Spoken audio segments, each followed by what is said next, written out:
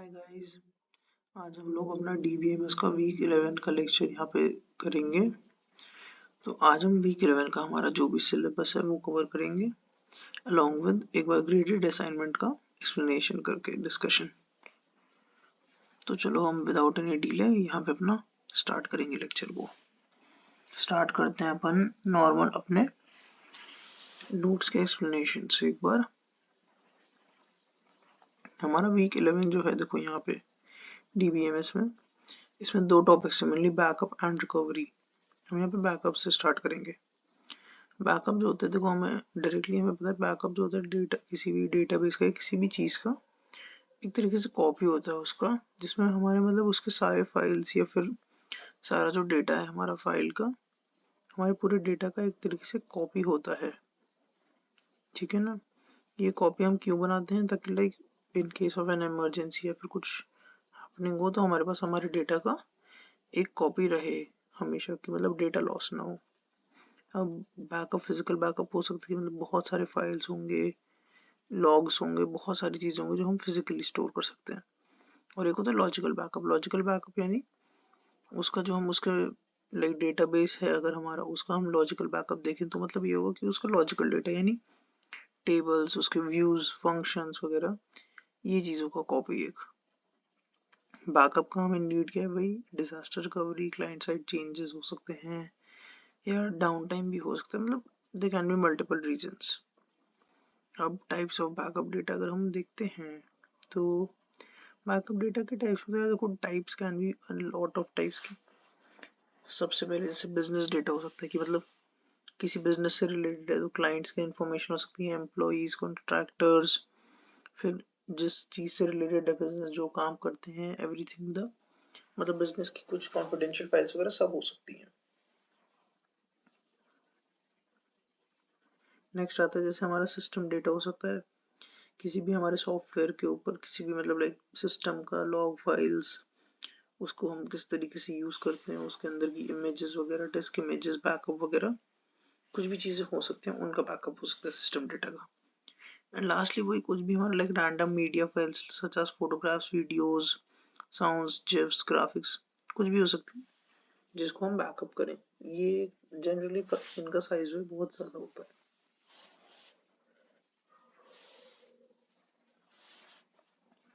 अब जैसे बैकअप के हमारे यहाँ पे हम टाइप्स देखते हैं कुछ। पहला हो गया फुल बैकअप। फुल बैकअप तो यानी हम पूरे के पूरे डेटाबेस का, हमारे सारे ऑब्जेक्ट्स को हम कॉपी क्रिएट करें, मतलब टेबल्स, प्रोसीजर्स, फंक्शंस, व्यूज, हर चीज की कॉपी करेंगे हम क्रिएट।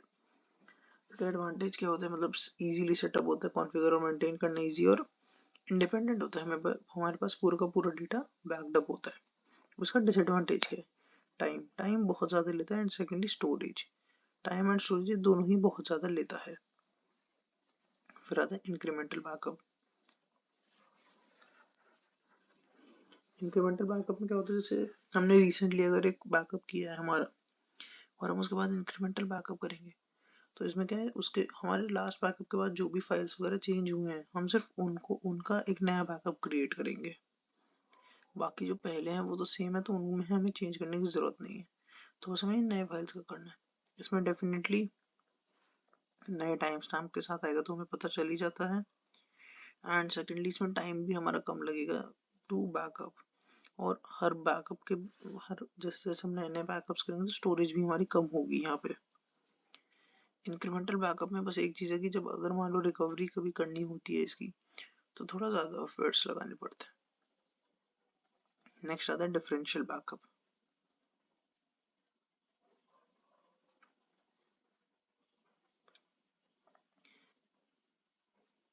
अब इसमें क्या होता है डिफरेंशियल बैकअप में कि लाइक लास्ट हमने जब भी कोई एक रीसेंट फुल बैकअप किया होगा, उसके बाद कुछ भी चेंज किया हो हमने, फुल बैकअप के बाद चाहे इंक्रीमेंटल बैकअप्स भी किए हो, कुछ भी हमने किए हो, बट फुल बैकअप के बाद जो भी चेंजेस हैं उन सब को बैकअप हम करेंगे अब इसमें। मतलब फुल बैकअप हुआ उसके बाद चाहे इंक्रीमेंटल हो बैकअप्स या ना हो, फुल बैकअप के बाद जो भी चेंज होंगे उन सबको एक बार बैकअप करेगा, ये हमारा डिफरेंशियल बैकअप।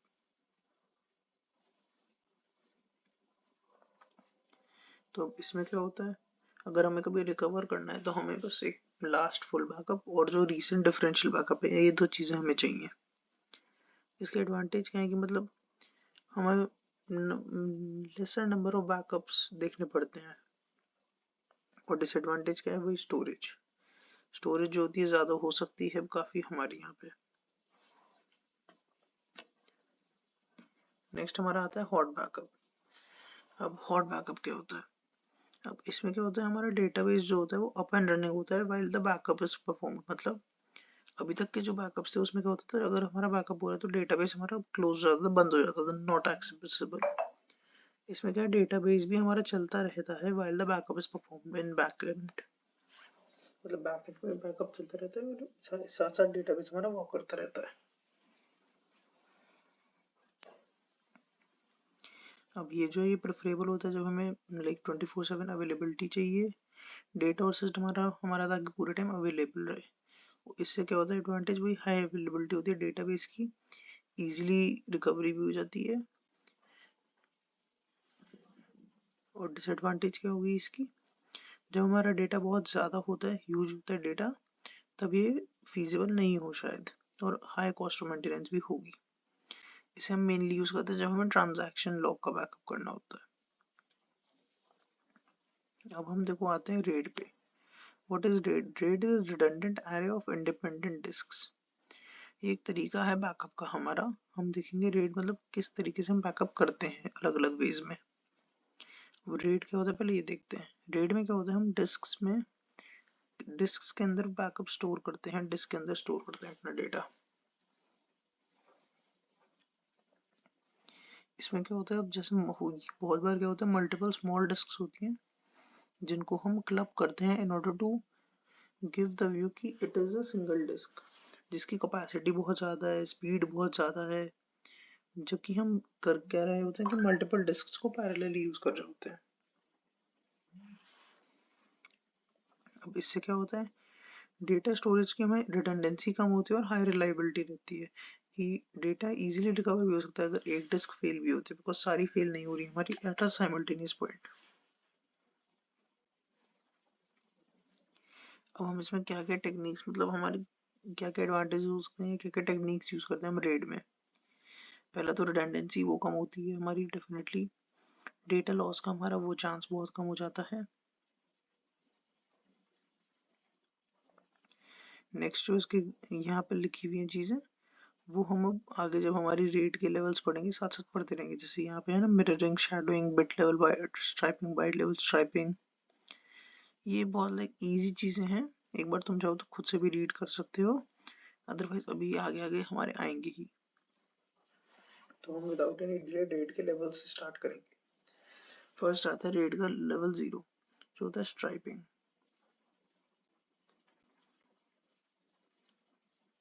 अब रेट लेवल 0 में क्या होता है, हम इसमें डेटा स्ट्राइपिंग करते हैं। अब इससे क्या है कि कोई रिडंडेंट इन्फो नहीं होती। डेटा स्ट्राइपिंग यानी सारे मतलब बिट्स को जो है इंडिविजुअल बाइट में हम वो करते हैं डिवाइड। लाइक 8 बिट्स हैं, उन्हें 8 बिट्स को 1 बाइट ईच में डिवाइड करके अलग अलग डिस्क में सेपरेट कर दिया, स्टोर कर दिया। इससे डेटा रिडंडेंसी कम होती है और डेटा स्टोरेज भी हमारी डेटा स्टोरेज एंड रिकवरी भी ज़्यादा बेटर रहती है। इससे स्पेस यूटिलाइजेशन बेटर रहता है और इससे इफेक्टिव स्पेस यूटिलाइजेशन जो होता है ना, इसमें हमारा ऑलवेज 100% रहता है रेड लेवल 0 में। राइटिंग परफॉर्मेंस इसमें बेस्ट होती है और सबसे कम कॉस्ट होती है इसकी। नेक्स्ट आता है रेड 1 यानी मिररिंग। इसमें क्या होता है कि हर एक पर्टिकुलर डिस्क की एक डुप्लीकेट कॉपी जरूर होती है। एक कोई भी एक डिस्क होगी उसकी कॉपी एक जरूर होगी। इसमें मिररिंग हम करते हैं तो इसमें maintaining 2 identical copies of the data on 2 different disks. वही है कि सेम डेटा जो है 2 डिस्क पे स्टोर होगा कॉपीड। ये जो है काफ़ी एक्सपेंसिव रहता है बिकॉज हमें हर डिस्क की मल्टीपल डबल कॉपीज होती हैं।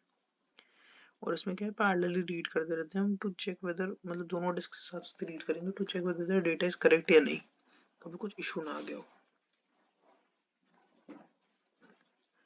इसका जो इफेक्टिव स्पेस यूटिलाइजेशन है हमारा 50% होगा। क्यों? क्योंकि आधी डिस्क तो कॉपीड है, डुप्लीकेट है बस, तो इफेक्टिवली तो बस 50% ही यूज हो रही है इफेक्टिवली।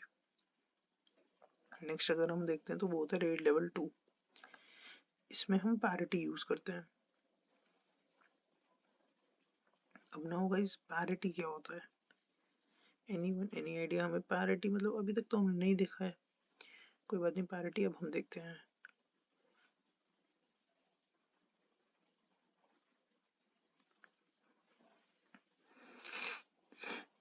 रीड लेवल 2 जो होता है हमारा, गाइस हमें यहाँ पे आप जो देख रहे हैं इसमें जैसे कि हमें पता चलता है हम इसमें पैरिटी यूज करते हैं। पैरिटी यानी ये एक मतलब parity is like a state या फिर एक कंडीशन होती है।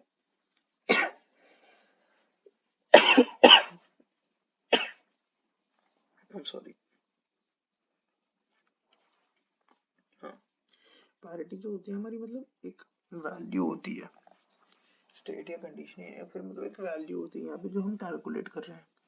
इस वैल्यू को हम कैलकुलेट करते हैं तो ये हेल्प करती है। अगर मान लो हमारी डिस्क फेल होती है तो ये डेटा रिकवरी में हमारी काफ़ी हेल्प करती है पैरिटी बिट।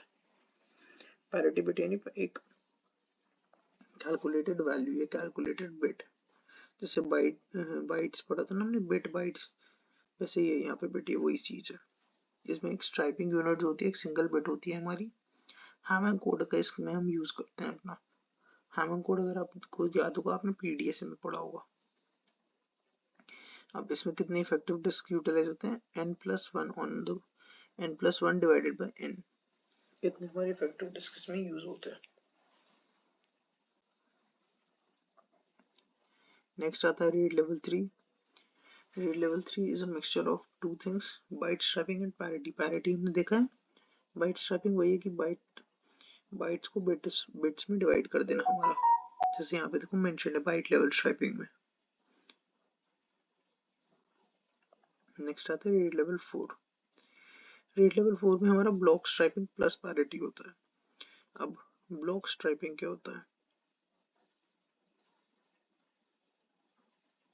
ब्लॉक स्ट्राइपिंग में ये होता है कि हम मान लो जो भी पर्टिकुलर हमारा बिट होगी उसे ब्लॉक नंबर, हम एक पर्टिकुलर ब्लॉक नंबर से मतलब एक पर्टिकुलर फॉर्मूला से कैलकुलेट करते हैं वो किस ब्लॉक नंबर में जाएगी, वो हम पर्टिकुलर ब्लॉक्स में उसे डिवाइड करते हैं। एंड देन पैरिटी बिट तो हमने देखा ही है अभी। इसमें हुई कि डिस्क ब्लॉक का हमें स्ट्राइपिंग करते हैं, डिस्क ब्लॉक की, और इसमें वो एक ब्लॉक जो होता है हमारा पैरिटी ब्लॉक होता है। राइट परफॉर्मेंस लो होती है क्योंकि हर एक पैरिटी डेटा लिखना होता है हर सिंगल डिस्क पे।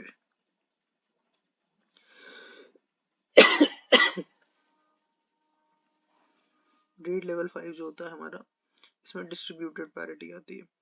जैसे अभी तक तो हमने सिंगल पैरिटी पढ़ा था, अब यहाँ पे क्या होता है हमारी सिंगल पैरिटी नहीं होगी, हम पैरिटी ब्लॉक्स को कर देते हैं distribute over all the disk. अभी तक हमारा सिंगल पैरिटी ब्लॉक होता था, अब हम हर डिस्क में जो भी हमारी सारी डिस्क हैं सब में यूनिफॉर्मली पैरिटी ब्लॉक्स को वो कर देते हैं डिस्ट्रीब्यूट। इसमें क्या होता है, सिर्फ हमारी एक सिंगल डिस्क के फेलियर पे ही हम रिकवरी अलाउ कर देता है ये, कि अगर एक डिस्क फेल हो रही है तो ये हमारा रिकवरी अलाउ कर देता है, ये वाला जो लेवल होता है लेवल 5। एक लास्ट आता है हमारा लेवल 6। अभी तक हम सिंगल पैरिटी पढ़ रहे थे, अब यहाँ पे आ जाता है डुअल पैरिटी, कि एक तो वो था ही पहले, अब एक और पैरिटी ब्लॉक को ऐड कर देगा। तो इसमें क्या होती है, ब्लॉक लेवल स्ट्राइपिंग होती है जिसमें हम दो पैरिटी ब्लॉक्स को यूज करते हैं सारे मेंबर डिस्क में। लेवल 6 की जो राइट परफॉर्मेंस होती है वो बहुत खराब होती है लेवल 5 के कंपैरिजन में, और डिस्क फेलियर जो होता है अगर ड्यूरिंग रिकवरी तो ये इजीली हैंडल भी किया जा सकता है रीड लेवल 6 में। जो हमने अभी ऊपर पढ़े थे वो देखो सारे मतलब जो भी आपका स्पेस वगैरह होता है इन सबका रीड राइट परफॉर्मेंस कैसी होती है वो सबका एक टेबल यहाँ पे चार्ट यहाँ पे गिवन है, प्लस परफॉर्मेंस और कैपेसिटी यूटिलाइजेशन का भी यहाँ पे वो गिवन है, परसेंटेजेस वगैरह जो हमने देखे हैं अभी। तो अगर कोई डाउट हो यहाँ से एक बार तुम लोग वेरीफाई कर लेना, एक बार दोबारा पढ़ लेना। ये बस एक रीड करने के लिए है, एक बार बहुत ज़्यादा इसमें टाइम नहीं देना है हमें।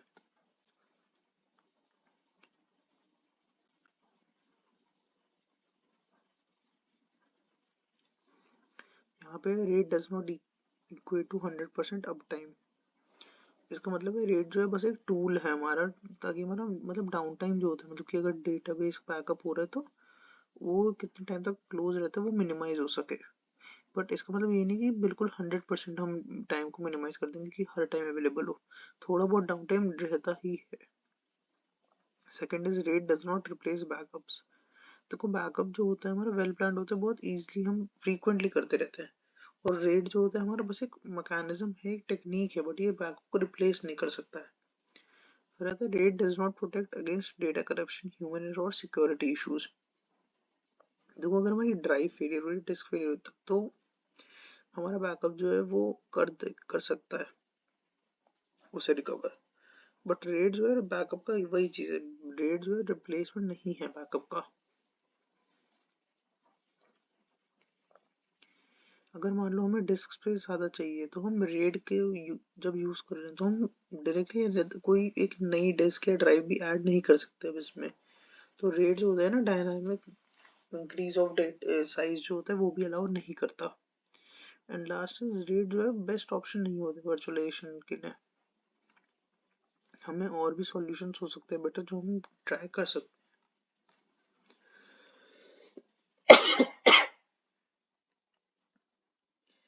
अब गाइस एक बार हम रिकवरी देख लेते हैं। रिकवरी हमारा आज बस हमारा रिकवरी एक टॉपिक और है। इसके बाद हम जो है अपने एक बार असाइनमेंट्स को लुक ओवर करेंगे वीक 11 के। अब रिकवरी क्या होता है? रिकवरी जो है प्रोसेस है हमारा डेटाबेस को रिस्टोर करने का टू द लेटेस्ट, मतलब हमारी लेटेस्ट जो बैकअप होगा या लेटेस्ट स्टेट जो होगी जहाँ पे फेलियर हुआ था वहां तक डेटाबेस को रिकवर करने का। अब डेटाबेस लॉग में क्या है कि सारी ट्रांजैक्शन एक सीक्वेंस में होती हैं। अब रिकवरी क्या करता है, इस लॉग को यूज करता है जिससे हमें ट्रांजैक्शन कब हुई थी, क्या स्टेट थी, वैल्यूज वगैरह की, उनका पता चलता है इस पूरी इंफॉर्मेशन का। अब रिकवरी में दो पार्ट्स होते हैं कि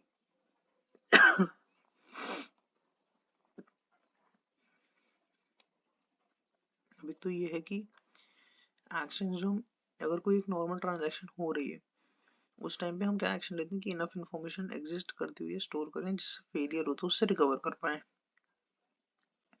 और सेकंड क्या है कि जब एक बार फेलियर हो गया तो डेटाबेस को रिकवर करने के लिए हम अपनी एसेट प्रॉपर्टीज में जैसे एटॉमिसिटी, कंसिस्टेंसी और ड्यूरेबिलिटी, ये चीजें ना भूलें, ये चीजें हमारी डेफिनेटली रहनी चाहिए।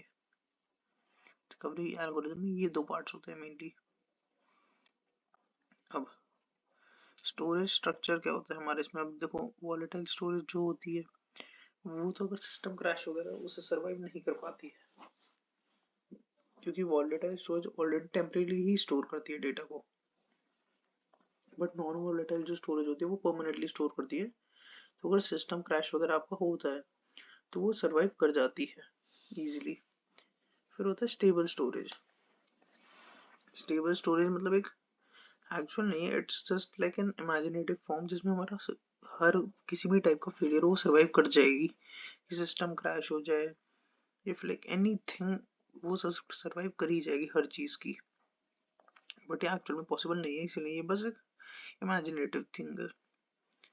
सिस्टम बफर ब्लॉक्स क्या होते हैं? अब यहाँ पे हमारे सिस्टम बफर ब्लॉक जो है वो ब्लॉक्स यहाँ पे मतलब जो हमारी रैम होती है या फिर मेन मेमोरी होती है, ये ब्लॉक्स उसमें टेम्परेरी होते हैं कि मतलब कुछ ना कुछ प्रोग्राम्स को रन करने के लिए इन ब्लॉक्स का हम यूज करते हैं। और फिजिकल ब्लॉक्स होते हैं जो एक्चुअल में मतलब हमारी डिस्क के अंदर डिसाइड करते हैं, जो हमने जैसे सेक्टर्स और ट्रैक्स पढ़े थे उस टाइप की चीजें।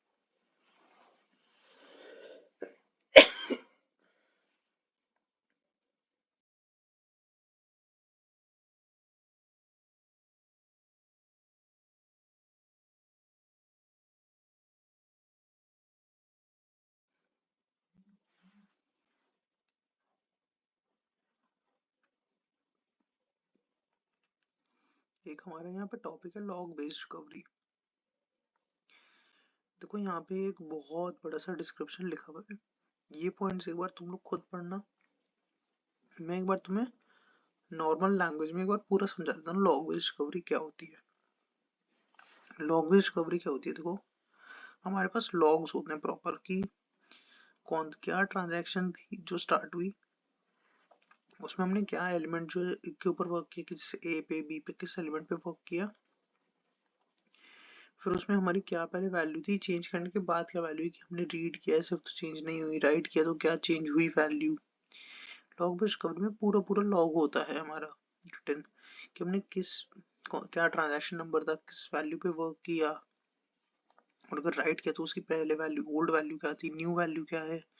ये सब हमारा प्रॉपर्ली लॉग रिकॉर्ड्स रहते हैं हमारे।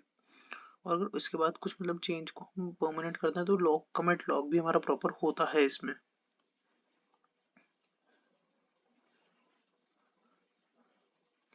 अब लॉग बेस्ड रिकवरी को यूज करके हम अनडू भी कर सकते हैं एक लॉग रिकॉर्ड को, और रीडू भी कर सकते हैं। अनडू मतलब हमने ओल्ड वैल्यू पे वापस लिया है, और रीडू मतलब वापस से न्यू वैल्यू पे लिया है। इसमें चेक पॉइंट्स भी होते हैं, चेक पॉइंट्स के बेस में हम कर सकते हैं कि इस कभी कभी रिकवर करने के लिए इस पर्टिकुलर लॉग रिकॉर्ड इस पर्टिकुलर चेक पॉइंट तक ही हमें रिकवर करना है, तो उसके अकॉर्डिंग वर्क कर सकते हैं हम इजीली। एक बार ये वाली जो डेफिनेशन है या फिर ये जो थ्योरी है एक बार तुम रीड कर लेना, बट जस्ट इसका यही है। कोई डाउट होगा तो एक बार ग्रुप पे कम्युनिकेट करना। अब हम एक बार ग्रेडेड असाइनमेंट देखते हैं वीक 11 का, अपना एक्सप्लेनेशन इसका भी। देखो ये हमारा फर्स्ट क्वेश्चन है, एक बार ये तुम लोग देखो, अगर कुछ डाउट होता है तो बताओ। डाउट एक बार मतलब खुद ट्राई करो, फिर मैं एक बार एक्सप्लेन करूंगा। I will give you 1 minute.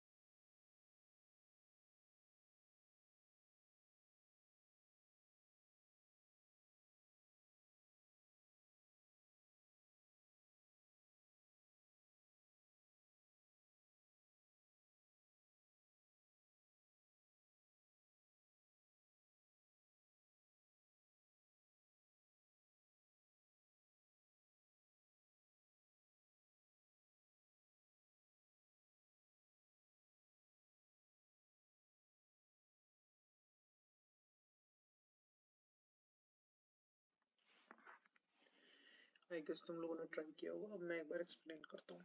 देखो इसमें क्या है हमारा, हमें ये बताना है, हमें एक लॉग्स दिए हुए हैं। अब हमें ये बताना है कि मान लो स्टेप 5 पे हमारी ट्रांजैक्शन फेल कर जाती है, तो हमें जो ऑप्शन दिए हैं इनमें से क्या चीज़ हमारी सही होगी। देखो अगर स्टेप 5 पे फेल कर जाता है, स्टेप 5 है हमारा कमिट स्टेप। अगर फेल करके जाता है तो मतलब कमिट हमारा नहीं हुआ है, ये कमिट नहीं हुआ है तो मतलब जो डेटाबेस में जो भी हमारे चेंजेस हैं वो हमें करने हैं अनडू। अनडू में मतलब T0 में के अकॉर्डिंग ए बी और सी पे जो हमने वैल्यूज को चेंज किया ये हमें करने हैं अब अनडू चेंजेस। तो हमें सबसे पहली बात हुई तो हमें करना है अनडू, तो अनडू का मतलब सिर्फ ऑप्शन ए या सी हो सकता है, बी और डी तो कैंसिल हो क्योंकि वो रीडू स्टेप्स। अगर अनडू करना है हमें ए बी सी तीनों की वैल्यूज चेंज करनी है, तो सिंपल है। अब जब ए फर्स्ट वाले ऑप्शन में तो सिर्फ सी का हो रहा है हमें वापस अनडू, बट हमारा जो थर्ड वाला ऑप्शन उसमें तीनों ए बी और सी तीनों वैल्यूज जो है अनडू हो रही हैं और ट्रांजैक्शन देन अबॉर्ट हो रही है, तो हमारा यहाँ ऑप्शन सी जो है करेक्ट हो जाएगा। अब नेक्स्ट क्वेश्चन देखते हैं एक बार।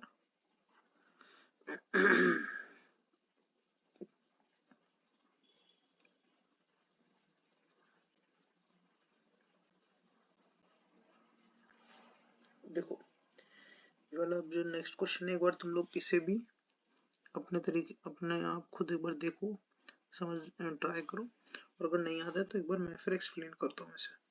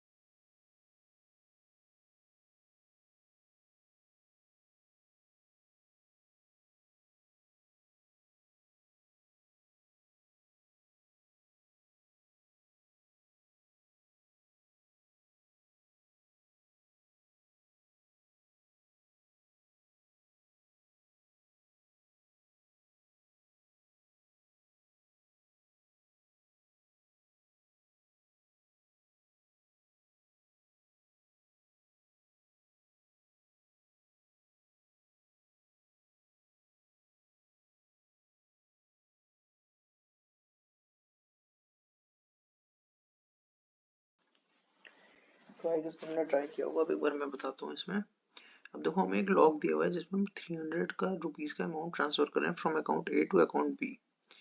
इनिशियली अकाउंट ए में 1200 एंड अकाउंट बी में 1000 रुपीज है। वो हमें बताना है स्टेप 3 कंप्लीट होने के बाद इनमें से डिफर्ड डेटाबेस मॉडिफिकेशन स्कीम के अंडर से और इमीडिएट से क्या क्या हमारा जो है वैल्यूज आएंगी। देखो डिफर्ड डेटाबेस मॉडिफिकेशन स्कीम में क्या होता है कि चेंजेस जो होते हैं ना डिस्क पे डायरेक्टली राइट नहीं होते। जब तक ट्रांजैक्शन कमिट नहीं होगी तो डेटाबेस में सिर्फ ओल्ड वैल्यूज ही रहेंगी। तो अगर डेफर्ड डेटाबेस स्कीम की तरह देखें और ओल्ड वैल्यूज रहेंगी तो हमारा ए में 1200 और बी में 9000 ही रहेगा अंटिल ये कमिट होता है। तो इसका मतलब डेफर्ड डेटाबेस स्कीम के लिए तो हमारा amount in account A is 1200 and in B is 900 sorry I am sorry 1000। मतलब इमीडिएट डेटाबेस मॉडिफिकेशन स्कीम है। इसमें क्या होता है इमीडिएटली जैसे कि हमने वैल्यू चेंज करी इमीडिएटली आफ्टर दैट ही हमारा डेटाबेस में भी चेंज हो जाता है। तो सिंस हमने वैल्यू चेंज करते ही यहाँ पे चेंज हो जाएगा तो अकाउंट ए में यहाँ पे इस सेकंड स्टेप के बाद 900 और थर्ड स्टेप के बाद बी में हो जाएगा वो 1300। तो इमीडिएट डेटाबेस मॉडिफिकेशन स्कीम के अकॉर्डिंग अकाउंट ए में का अमाउंट हो गया 900 और बी का हो गया 1300। काफी सिंपल था। डेफर्ड में क्या है कमिट होने के बाद डेटाबेस में चेंज होता है, इमीडिएट में हैंड टू हैंड हो जाता है। ये था हमारा इसका आंसर। अब हम अगला क्वेश्चन यहाँ पे देखते हैं। तो अब एक बार तुम लोग इसे ट्राई करो।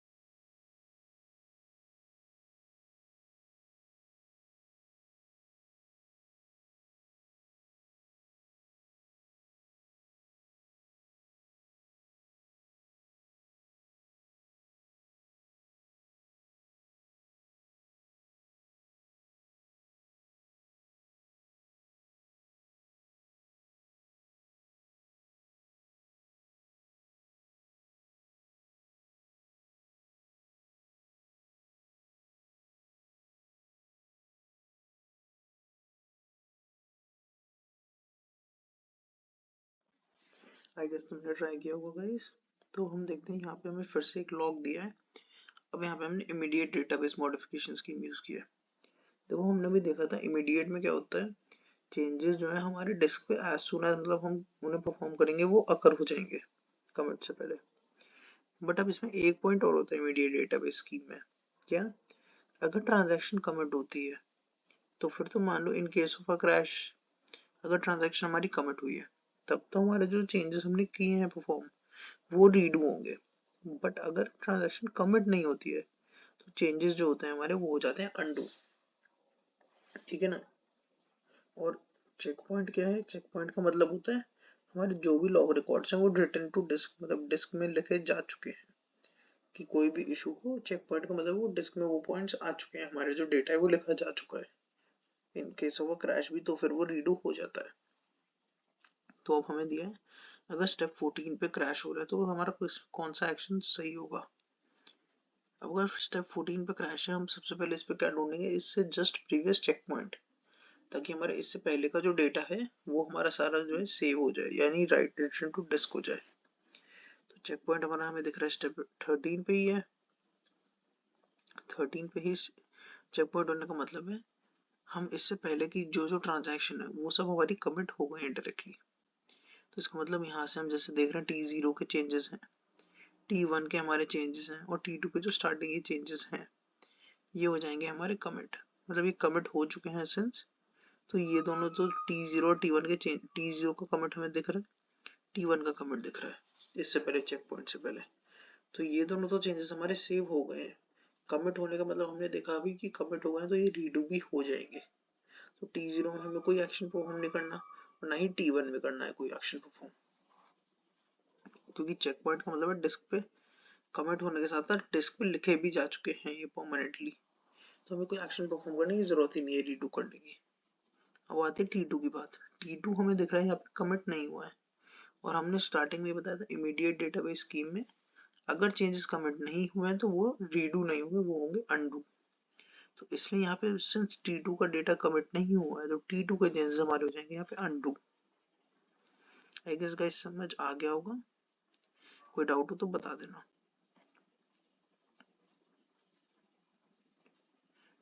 अब देखो हमारा यहाँ पे आता है क्वेश्चन 4।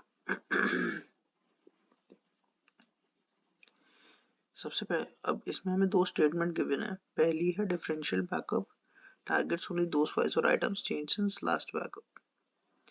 अब हमारे डिफरेंशियल बैकअप जो होता है हमने पढ़ा था कि लास्ट फुल बैकअप जो होगा उससे पहले उसके बाद जो भी फाइल चेंजेस है उन सबको बैकअप करेगा। और यहाँ पे गिवन है लास्ट बैकअप। लास्ट बैकअप अब यहाँ पे हमारा इंक्रीमेंटल भी हो सकता है, तो उस केस में हमारी जो फर्स्ट स्टेटमेंट है वो हो जाएगी गलत। तो फर्स्ट स्टेटमेंट हमारी ट्रू नहीं है यहाँ पे, वो है हमारी रॉन्ग। अब जो सेकंड स्टेटमेंट है कि incremental backup backs up all changes that have occurred since the most recent full backup. ऐसा नहीं होता। इंक्रीमेंटल बैकअप में क्या होता है, मोस्ट रीसेंट बैकअप जो भी होगा उसके बाद के चेंजेस को ये हमारा बैकअप करता है। इसमें जरूरी नहीं है कि फुल बैकअप की कंडीशन, फुल बैकअप की कंडीशन होती है डिफरेंशियल में। तो इसका मतलब हमारी सेकंड स्टेटमेंट भी गलत है। इसका मतलब हमारी दोनों ही स्टेटमेंट्स जो है यहाँ पे वो गलत है, यानी बी ऑप्शन सही है, बोथ स्टेटमेंट्स आर रॉन्ग। अब आते हैं हम अपने फिफ्थ वाले पे। Which of the following backup is static in nature and is available 24/7?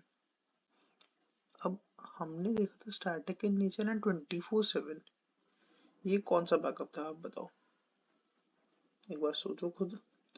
हमने जस्ट अभी जब टाइप्स ऑफ बैकअप पढ़े थे उसमें हमने बहुत ही अच्छे से पढ़ा था।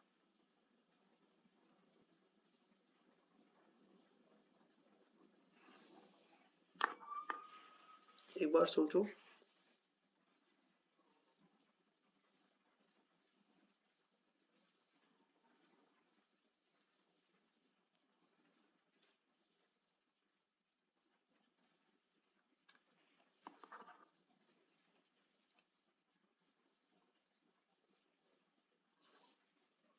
देखो जो बैकअप हमारा स्टैटिक इन नेचर होता है और अवेलेबल होता है 24/7, वो हमने अभी पढ़ा भी था, और एक्चुअली जो होता है वो होता है हॉट बैकअप। यहाँ पे आई गेस इनके पोर्टल में कुछ इशू था तो आंसर यहाँ रॉन्ग आ रहा है। बट जो बैकअप हमारा हमेशा, the thing is hot backup में हमारा बैकअप जो होता है वो बैकएंड में चलता रहता है, और वो अवेलेबल जो होता है हमारा डेटाबेस वो हमेशा अवेलेबल रहता है, और जो बैकअप का प्रोसेस है वो बैकएंड पे चलता है। तो इसीलिए वो जो है स्टैटिक इन नेचर होता है और डेटा जो है हमेशा अवेलेबल रहता है 24/7।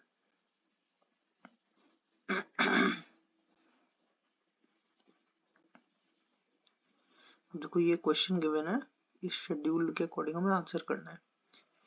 अब ये है कि एज्यूम हम जो वेडनेसडे है हमने तब डिफरेंशियल बैकअप किया था। In this scenario how many backup sets have to be loaded for a complete recovery if the system failure occurs after Friday's backup is completed. अगर फ्राइडे का बैकअप कंप्लीट हो गया तो हमें कितने बैकअप्स को लोड करने की जरूरत पड़ेगी। ठीक है, अब देखो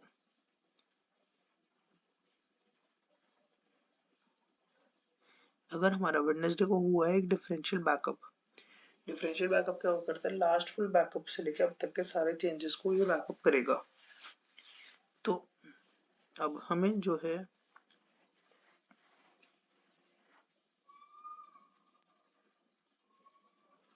लास्ट फुल बैकअप जो हुआ था हमारा, अब हम सबसे पहले वो देखते हैं क्या हुआ है या फिर कब हुआ है। लास्ट फुल बैकअप था हमारा सैटरडे को। सैटरडे को फुल बैकअप हुआ तो हमें एक तो ये लोड करना है 1। उसके बाद संडे मंडे ट्यूसडे को हुआ इंक्रीमेंटल बैकअप्स, और फिर वेडनेसडे को हुआ एक डिफरेंशियल। डिफरेंशियल का मतलब है संडे मंडे ट्यूसडे के सारे बैकअप्स का जो डेटा है वो इस एक बैकअप में स्टोर हो जाएगा। तो एक तो हमें ये फुल बैकअप लोड करना है और इसके बाद के चेंजेस के हमने सबसे एक डिफरेंशियल बैकअप लोड कर लिया ताकि वेडनेसडे तक के सारे चेंजेस आ जाए। तो इसका मतलब हमें अभी तक 2 बैकअप हमने लोड करे। सिंस हमें फ्राइडे के बैकअप के बाद हमारा जो है एक फेलियर हो रहा है, तो हमें वेडनेसडे तक हमारा डेटा आ गया है। फिर एक थर्सडे का इंक्रीमेंटल बैकअप हम लोड करेंगे क्योंकि वो सिर्फ थर्सडे के चेंजेस होंगे उसमें, और फिर फ्राइडे का बैकअप लोड करेंगे क्योंकि सिर्फ फ्राइडे के चेंजेस होंगे उसमें। तुम्हारे यहाँ पे टोटल नंबर ऑफ बैकअप्स होगा एक फुल, एक डिफरेंशियल और 2 इंक्रीमेंटल, यानी 4, 4। और आंसर भी हमारे यहाँ पे 4 ही है। देखो अब हम देखते हैं नेक्स्ट क्वेश्चन अपना। A RAID 3 system has 8 disks in total and RAID 4 has 5 disks in total. What is minimum number of blocks that can be transferred from RAID 3 and RAID 4 system respectively?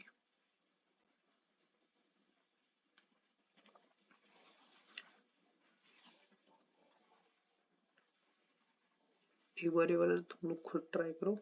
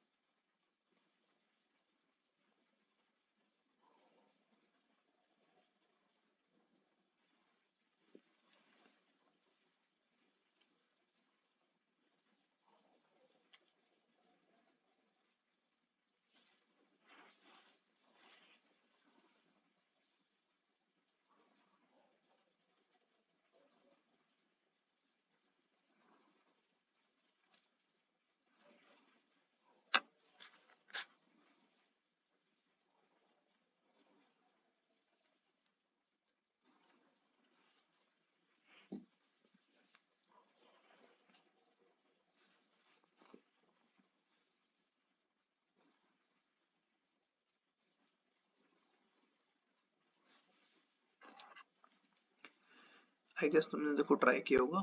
देखो हमें given है कि एक RAID 3 system में 8 disc हैं और RAID 4 में 5 disc हैं। अब इसका मतलब मिनिमम नंबर ऑफ ब्लॉक्स हमें चेक करना है कितने हम ट्रांसफर करेंगे। अब देखो RAID 3 में हमने पढ़ा था, RAID 3 में जो होती है हमारी बाइट लेवल स्ट्राइपिंग होती है और एक सिंगल पैरिटी डिस्क होती है। सिंगल पैरिटी डिस्क का मतलब अगर 8 डिस्क में से एक सिंगल पैरिटी डिस्क है तो बचे हुए 7 जो होंगे वो होंगे हमारे डेटा डिस्क। तो जब हम ट्रांसफर करेंगे हम मिनिमम 7 ब्लॉक्स अपने ट्रांसफर करेंगे। ये 7 डिस्क हैं तो 7 हर डिस्क से एक ब्लॉक तो करेंगे। तो इसका मतलब है 7 ब्लॉक्स हम मिनिमम ट्रांसफर करेंगे RAID 3 में से। अब हमारे पास RAID 4 में यहाँ पे 2 ऑप्शन है, या तो 4 ब्लॉक्स या 1 ब्लॉक। अब देखो RAID 4 में यहाँ पे हमें गिवन है कि 5 ब्लॉक्स हैं।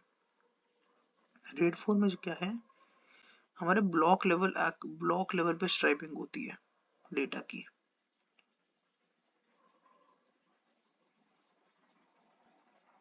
क्योंकि हमारे यहाँ पे ब्लॉक लेवल स्ट्राइपिंग हो रही है और इसमें एक डिस्क तो हमारी पैरिटी डिस्क ही हो जाएगी। अब ब्लॉक लेवल स्ट्राइपिंग का मतलब हम सिंगल ब्लॉक ट्रांसफर यहाँ पे इजीली कर सकते हैं क्योंकि हर सिंगल ब्लॉक में ही हमारा डेटा जो है स्मॉलेस्ट यूनिट जो होगी वो सिंगल ब्लॉक में होगी। तो यहाँ पे RAID 4 के लिए हमारा आंसर हो जाएगा 1 ब्लॉक। तो इसका मतलब है आंसर हमारा हो गया D, RAID 3 7 blocks, RAID 4 1 block. अब हम एक बार नेक्स्ट क्वेश्चन देखते हैं।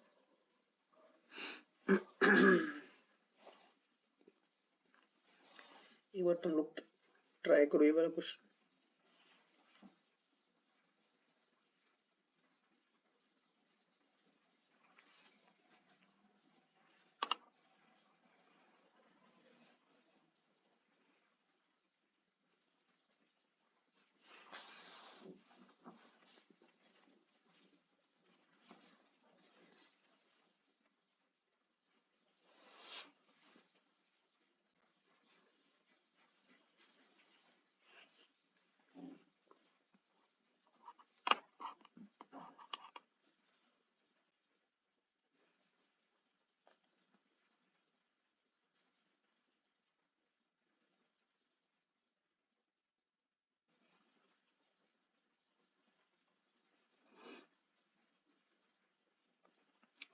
देखो हमें इसमें क्या करना है, 8th क्वेश्चन में एक पर्सन है अरविंद, जिसका एल्मा मैटर यानी जिस कॉलेज से वो पास आउट था उस कॉलेज का नाम जो है वो हमारा 5 डिस्क में स्टोर हुआ है रेड 4 सिस्टम में। ठीक है, अब डिस्क 4 जो हो गई वो हो गई करप्ट और डिस्क 5 है पैरिटी डिस्क। ठीक है, तो हमें डिस्क 4 का अगर डेटा निकालना है हम यहाँ पे क्या करेंगे, डिस्क 1 2 3 और 5 इनका अगर हम जोर ऑपरेशन करेंगे तो हमारा डिस्क 4 का जो है डेटा हमारा आ जाएगा बहुत ही इजीली। ठीक है, अब डिस्क 5 सिंस पैरिटी डिस्क है तो इसका मतलब डिस्क 1 2 3 4 में ही हमारा डेटा स्टोर्ड है, एक सिंगल डिस्क में, इंडिविजुअल डिस्क में अलग अलग डेटा। तो हमें क्या करना है, यहाँ पे डिस्क 4 का डेटा निकालना है और फिर जो बाइनरी नंबर आएगा हर ब्लॉक का उसे हम कर देंगे ASCII कोड में कन्वर्ट। तो देखो डिस्क 4 का डेटा निकालने के लिए हमें बस करना है क्या, 1 2 3 5 का जोर, हम जोर ऑपरेशन करके डिस्क 4 का यहाँ पे डेटा निकालेंगे और जब हमारे पास 1 2 3 4 डिस्क का डेटा आ जाएगा तो इनके बाइनरी कोड्स को हम करेंगे ASCII कोड्स में कन्वर्ट। जब आप ASCII कोड्स में कन्वर्ट करोगे तो like I cannot show you the complete presentation over here, but I am telling you like when you पहले एक XOR ऑपरेशन करना है हमें बस और फिर इनको बाइनरी को ASCII कोड में कन्वर्ट करना है। तो उसका जब हम ASCII कोड में कन्वर्ट करेंगे बाइनरी को तो यहाँ पे हमारा जो आंसर आएगा वो आएगा IITK और वही हमारा मतलब एक करेक्ट आंसर वही होगा। तो चलो ये एक बार आप लोग खुद करके देख लेना, अगर कोई डाउट आता है तो एक बार ग्रुप पे पोस्ट कर देना, मैं एक बार दोबारा एक्सप्लेन कर दूंगा एक प्रेजेंटेशन के साथ प्रॉपर फिर अगली बार।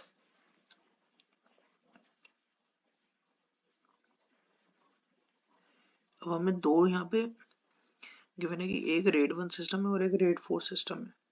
ठीक है, दोनों में ही टोटल जो हमारे डिस्क है यहाँ पे गिवन है कि दोनों में टोटल 8 डिस्क हैं। अब हमें बतानी है इन दोनों की स्टोरेज एफिशिएंसी क्या होगी।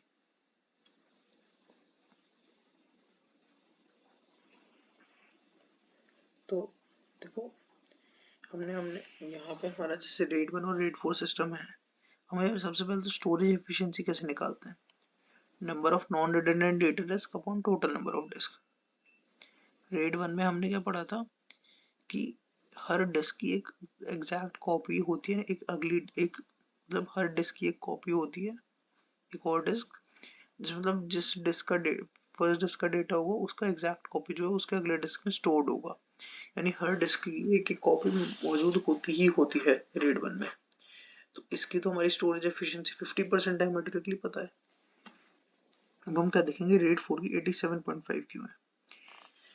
देखो रेड 4 में हमें पता है कि 8 डिस्क हैं हमें यहाँ पे इन टोटल। ठीक है, रेड 4 में भी रेड 4 में हमारी होती है एक पैरिटी डिस्क, एक पैरिटी डिस्क का मतलब एक डिस्क तो हमारी यूजफुल नहीं है डेटा के लिए, तो डेटा डिस्क यहाँ पे हो गई 7, तो टोटल डिस्क है यहाँ पे 8 और एक और 7 है हमारी डेटा डिस्क, तो स्टोरेज एफिशिएंसी होगी 7/8। 7/8 को जब आप परसेंटेज में कन्वर्ट करोगे वो आएगा 87.5, तो इसलिए हमारा नाइन्थ का आंसर जो है ए हो जाएगा, रेड 1 50%, रेड 4 87.5%। अब हमारा लास्ट क्वेश्चन यहाँ पे आ जाता है 10th क्वेश्चन। इसे जब आप देखोगे एक बार इन स्टेटमेंट्स को देखो आप खुद, फिर मैं एक बार एक्सप्लेन करता हूँ।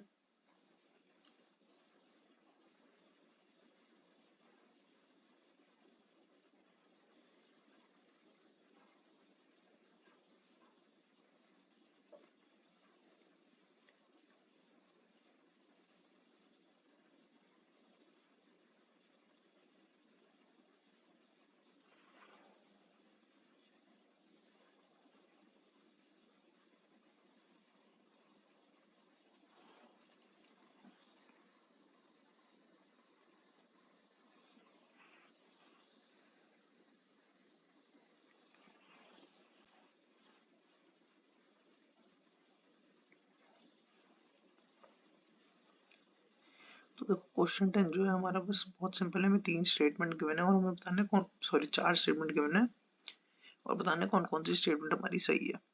ठीक है, तो सबसे पहले in red 2 the Hamming code is used for parity. अब देखो रेड 2 में हमने पढ़ा था कि बिट लेवल स्ट्राइपिंग होती है और हैमिंग कोड जो होता है हमारा पैरिटी के लिए यूज होता है। हैमिंग कोड जो होता है मतलब वो एरर करेक्शन में यूज होता है फॉर पैरिटी। हैमिंग कोड जो एरर करेक्शन के लिए यूज होता है मेनली रेड 2 में। तो हैमिंग कोड जो पैरिटी पे यूज हो रहा है हमारा, तो ये स्टेटमेंट तो सही है 1। देन आती है स्टेटमेंट नंबर 2 कि red 4 has a striping unit of a disk block instead of a single bit. Red 4 में हमने पढ़ा था को ब्लॉक लेवल स्ट्राइपिंग होती है, तो striping unit of a disk block is indirectly saying block level striping हो रही है हमारी, मतलब ब्लॉक्स को हम अक्रॉस मल्टीपल ड्राइव्स में डिवाइड करते हैं। तो ये वाली तो हमारी करेक्ट है, सिंगल बिट की जगह हम ब्लॉक लेवल स्ट्राइपिंग कर रहे हैं, तो सेकंड भी सही हो जाएगी। अब थर्ड क्या है, write performance of RAID 5 is poorer than that of RAID 6। तो ये तो हमने डायरेक्ट स्टेटमेंट पढ़ी थी अपने अभी नोट्स में कि रेड 6 की हमारी राइट परफॉर्मेंस पुअर होती है कंपेयर टू रेड 5। तो थर्ड स्टेटमेंट हो गई हमारी रॉन्ग। बात है fourth statement, RAID 10 provides better throughput and latency than all other RAID levels except RAID 0। RAID 10 क्या होता है, देखो कॉम्बिनेशन होता है RAID 1 का एंड RAID 0 का, जिससे हमारी रीड और राइट परफॉर्मेंस बहुत एक्सीलेंट होती है, ठीक है। बट हम कितना भी ट्राई कर लें, बट RAID 0 की जो परफॉर्मेंस है वो हमेशा रहती है अनमैच्ड, बिकॉज RAID 0 में रिडंडेंसी नहीं होती है बिल्कुल भी। इसीलिए RAID 10 जो है वो प्रोवाइड करती है बेटर थ्रूपुट और लेटेंसी हर रेड लेवल से, but not not better than red 0। इसलिए हमारा फोर्थ स्टेटमेंट भी यहाँ पे सही है, तो हमारा आंसर जो है 1, 2 एंड 4 हो जाएगा। Statement 1, 2 and 4 are correct. तो गाइस ये हमारा ग्रेडेड असाइनमेंट का भी हमारा एक्सप्लेनेशन हो गया। अगर किसी क्वेश्चन में, किसी टॉपिक में, किसी पॉइंट में यहाँ पे डाउट हो तुम्हें, तो एक बार ग्रुप में टेक्स्ट एक कर देना ड्रॉप, हम उसको एक बार दोबारा डिस्कस कर लेंगे। चलो guys, thanks, that's all for week 11।